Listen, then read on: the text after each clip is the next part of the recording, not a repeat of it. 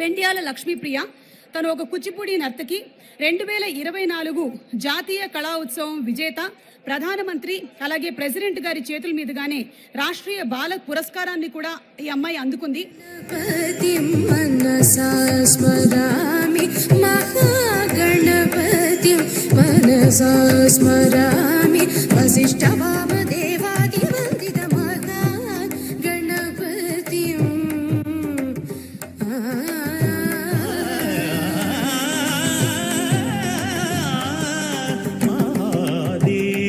సుతం గురుభువనుతం మానకోటి ప్రకాశం శాంతం మహాకావ్య నాటకాది ప్రియం